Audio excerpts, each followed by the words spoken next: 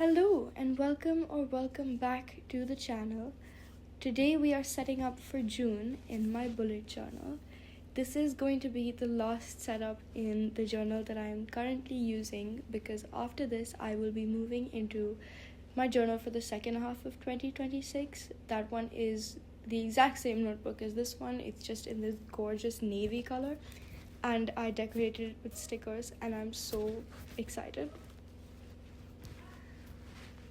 This theme is actually a throwback theme. I did this in my 2023 bullet journal, and as I was flipping through my old bullet journals, I saw the watermelons and I thought, I should redo this because I don't know if you've realized this, but all of my themes have been very subdued pastel colors, and that's mostly to do with the markers that I have at my disposal because I have two sets of tombos. I have the secondary colors and the pastels, and they're all really muted.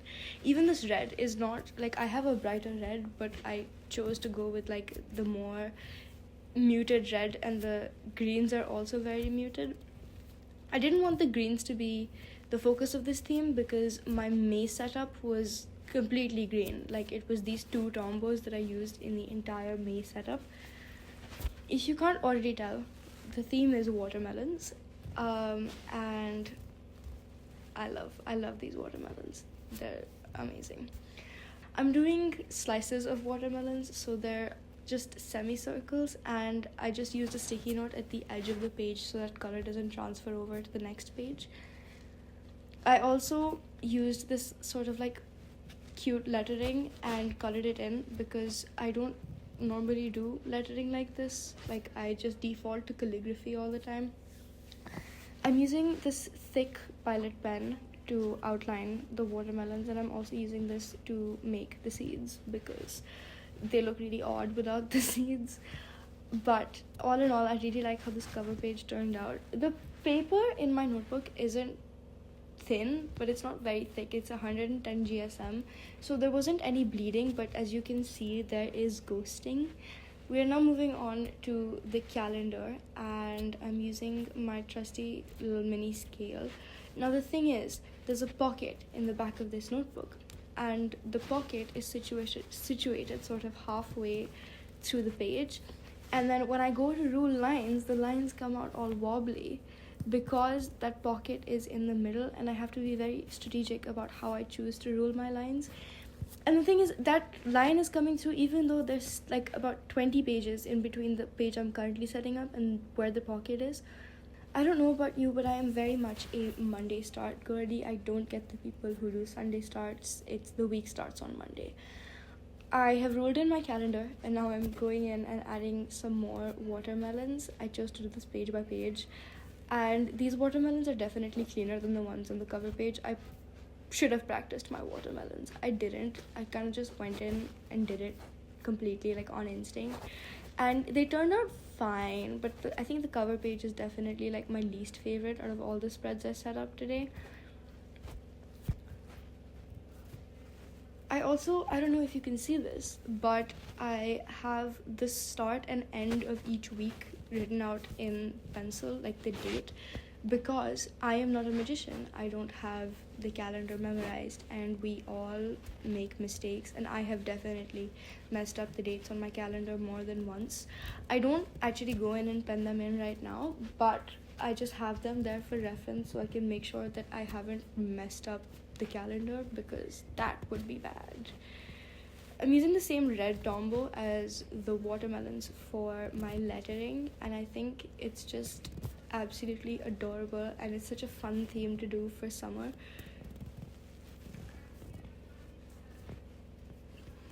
I'm actually planning on doing 2 successive fruit themes because next month I want to do lemons, but I don't know if I'll actually end up doing the lemons because I'm having issues drawing the lemons.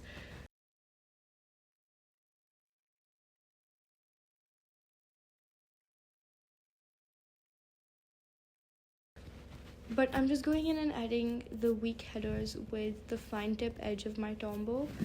And now we are moving on to my favorite spread of this setup, which is my summer bucket list.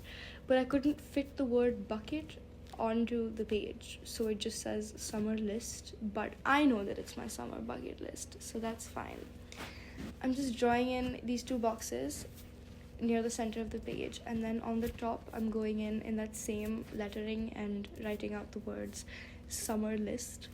Essentially, each box can hold 15 items for a total of 30, and I have a really long summer bucket list. It's in my commonplace notebook. Like, it's just a running list of things I want to do in the summer, and what I'm gonna do is I'm gonna go through that, and out of those, I don't know, I think there's close to 50 things on there.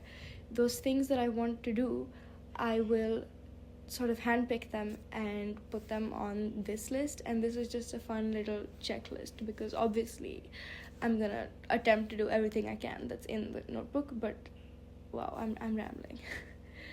So I'm just going in and adding more watermelons along the edges of the pages because obviously it's gonna be filled up with a lot of text. It's gonna be very heavy, so I'm trying not to be too overboard with the decoration. I'm not a very drawing heavy person when it comes to decoration. I don't draw a lot. I used to be very artistic, but then I made a very stupid mistake and took IB MYP art. Don't do that, kids. And I don't really like drawing anymore, but I decided to sort of try, at least for this one.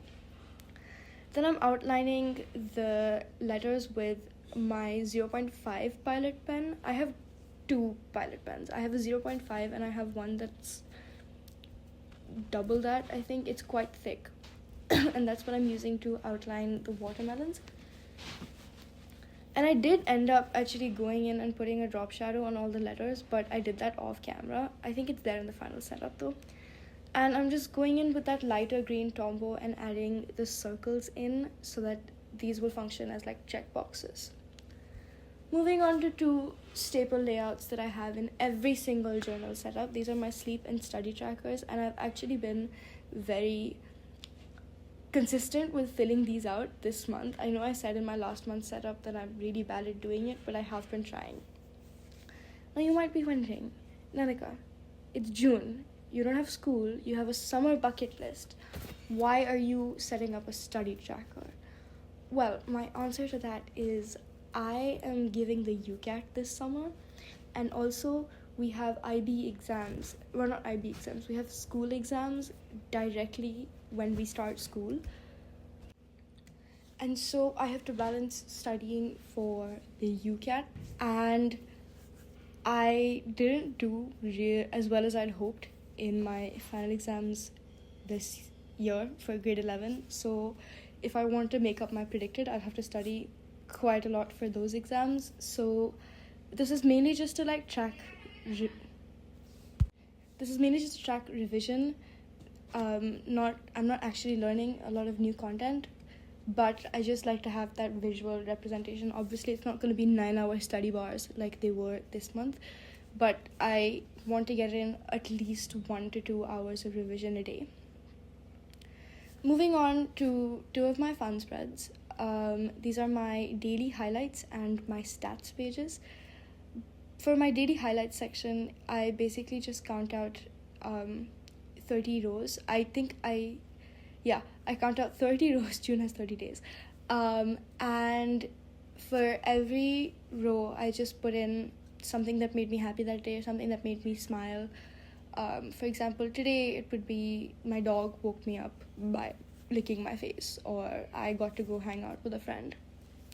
And it sort of functions as a gratitude log, just so that I can sort of focus on the positive things, parts of my day, and then I can look back at the end of the month and be like, oh, this made me happy that day, or this is the day that my new journal came and I got really excited about that, or I went out for lunch with my friend today and that made me really happy.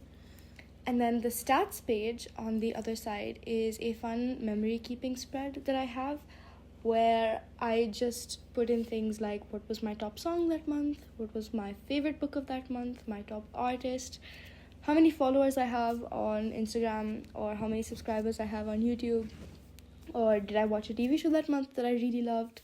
Speaking of TV shows, have you seen Off Campus? And if you have, comment down below what your favorite episode was.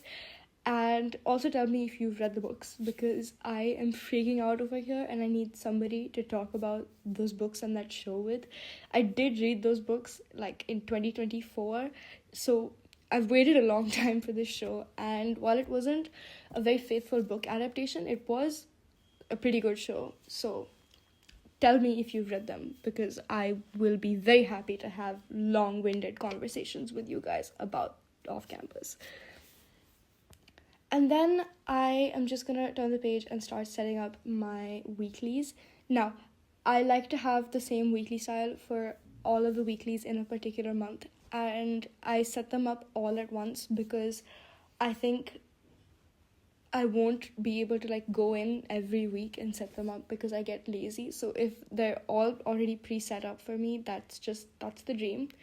I did only film myself setting up one because I was sitting outside and it started getting really hot, and also they're the same layout, all of them, and I didn't want to bore you people with me just going over and drawing the same lines again and again and again. But I've also been trying to try new weekly styles every month. So last week, this in May, wow, my English is, guys, I'm so sorry. I had my braces tightened and my mouth is really hurting.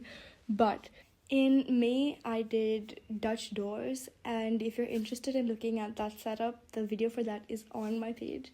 But basically, the function of this weekly layout is I have 8 boxes going down the inner halves of both sides of the spread, and these 8 boxes are for the 7 days of the week and then next week.